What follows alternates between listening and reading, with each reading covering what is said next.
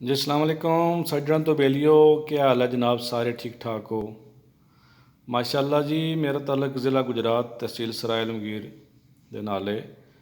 ते साढ़े इलाके दे मैक्सिमम लोग जिहड़े ने ज़मींदार ने और काश्तकारी करते ने।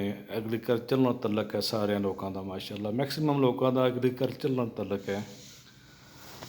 अज मैं भाइयों का एक सवाल रखांगा, खास करके जिहड़े काश्तकारी करते हैं लोग और ज़मीन नाल बड़े इंटरस्टिड होंदे ने, उन्होंने बारे उन्होंने एक मैं सवाल पूछांगा। दो तीन छोटे छोटे मेरे सवाल ने। सवाल ये ने जनाब, तुसी मेरे भाई दसो कि एक खेवड़ के चीज़ होंदी है, खेतूनी के होंदी है, खसरा नंबर के चीज़ होंदी है।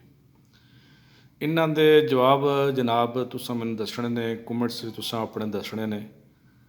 तो एक बड़ा इंपॉर्टेंट क्वेश्चन है जिहड़ा कि सारे भाइयों नूं श्योरली नहीं पता होंदा।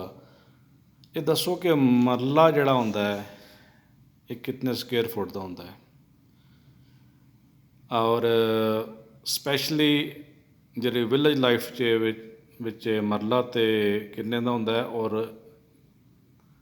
सिटीजन लाइफ दे विच मरले दी कि मरी मेजरमेंट होंदी है। ये तुस सब भाइयों ने मैनूं दस्सना जनाब कमेंट्स विच।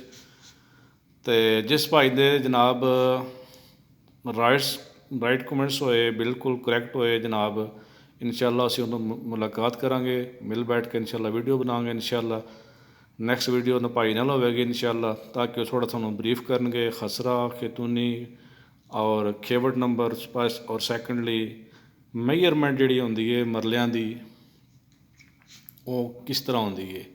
ये बारे तुसें जनाब कमेंट्स लाजमी दस्सना है। अगर मेरे ये जनाब तुसीं मैक्सिमम शेयरिंग करो मेरे जनाब इस चैनल दी, मेरे वीडियो दी सबसक्राइब भी करो, ठीक है, अपने दोस्तों को, ताकि लोगों की इन्फॉर्मेशन इजाफा हो।